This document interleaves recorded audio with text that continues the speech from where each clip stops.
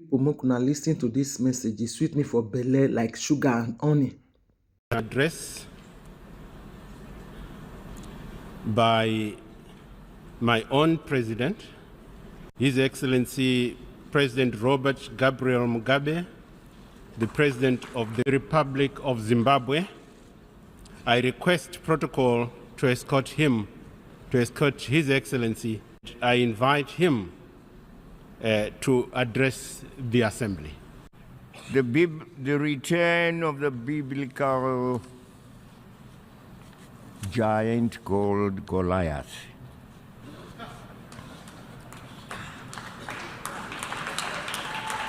Are we having a return of Goliath to our midst, who threatens the extinction of other countries? And may I say to the United States President, Mr. Trump, please blow your trumpet. Blow your trumpet in a musical way towards the values of unity, peace, cooperation, togetherness, dialogue, which we have always stood for and which are well written in our very sacred document, the Charter of the United Nations. Upon those values,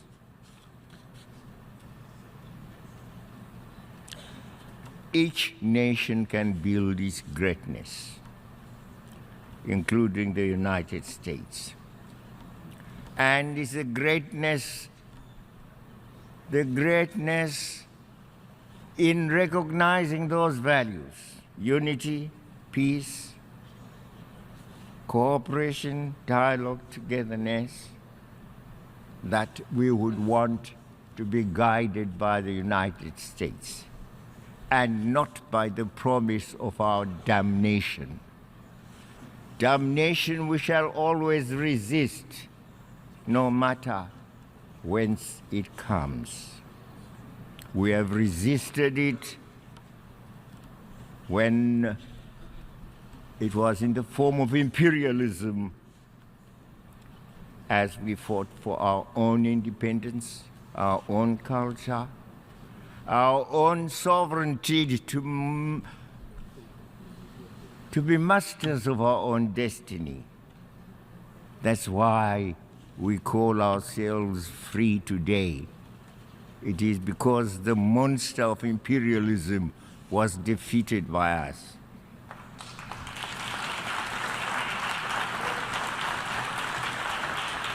Bring us another monster, by whatever name, he will suffer the same consequences.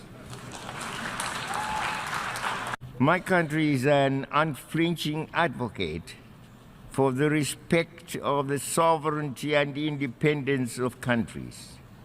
We therefore strongly defend and respect the right of each country to take decisions in exercising its sovereign rights. We cannot, however, remain silent when those decisions impact or have the potential to negatively affect our own welfare. And on this, may I say, some of us were embarrassed. Each nation can build its greatness, including the United States. And it's the greatness in recognizing those values: unity, peace, cooperation, dialogue, togetherness, that we would want to be guided by the United States and not by the promise of our damnation. Damnation we shall always resist, no matter whence it comes. We have resisted it when it was in the form of imperialism, as we fought for our own independence, our own culture, our own sovereignty to be masters of our own destiny. That's why we call ourselves free today. It is because the monster of imperialism was defeated by us.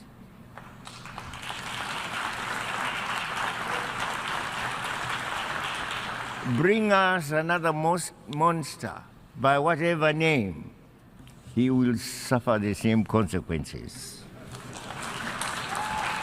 Mr. President, for us in Africa, the current antiquated system perpetuates a historic injustice, one that can never ever be justified today.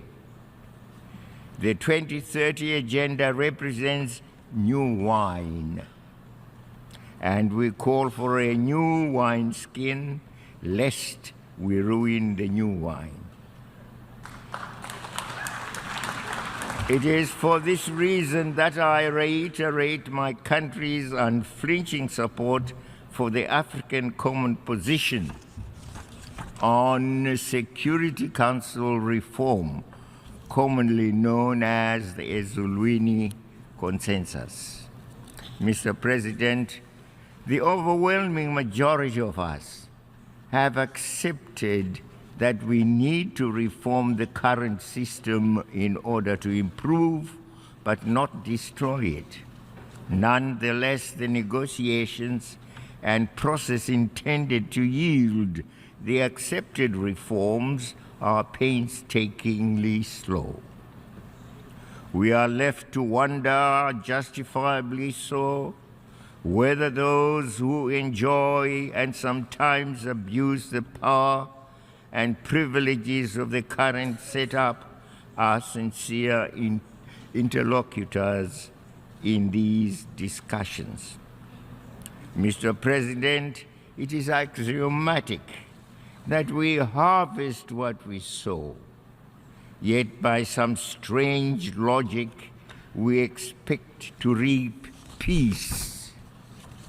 Reap peace when we invest and expend so much in treasure and technology in war. According to the Stockholm International Peace Research Institute, global military expenditure in 2016 amounted to approximately $1.6 trillion.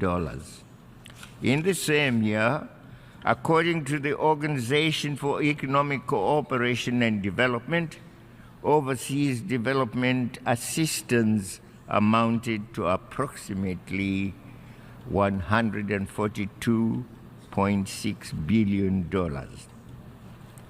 Those mega investments in ever more lethal weapons and more sophisticated war machinery have not resulted in greater peace or security. Instead, we have witnessed heart-rending suffering and misery and increased mass movements of people fleeing wars and armed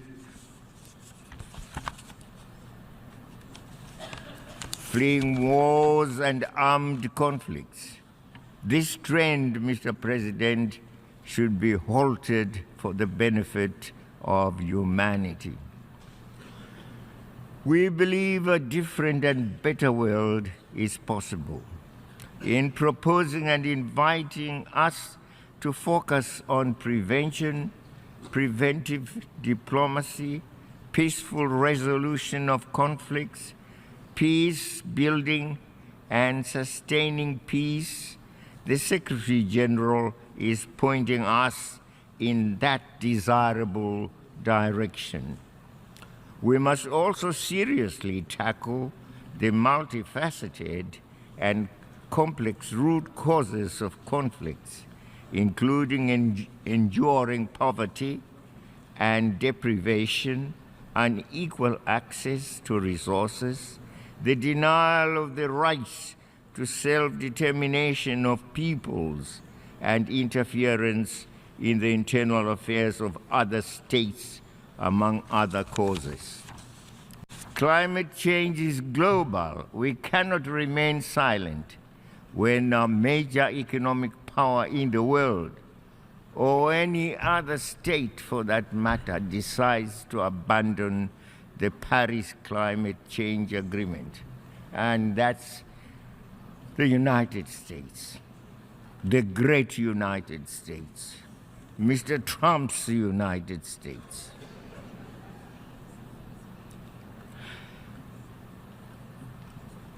Let us work together. Climate change is a reality.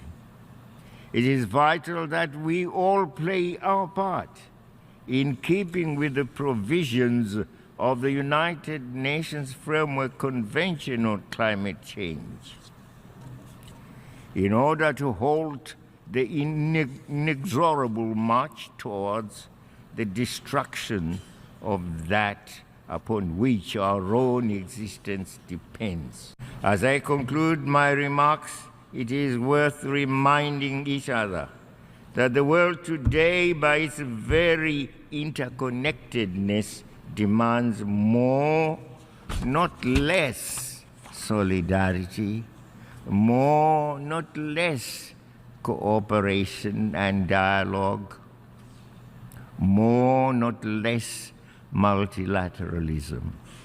We have brought more and more issues under the global agenda and within the global discourse. This acknowledgement has found expression in the 2030 Agenda and the Sustainable Development Goals. Our survival and progress calls for reinforced solidarity, for partnerships and cooperation, for development in unity, in cooperation, and in peace. This is a call to which we all must respond positively and actively. Zimbabwe is already doing so. I want to thank you.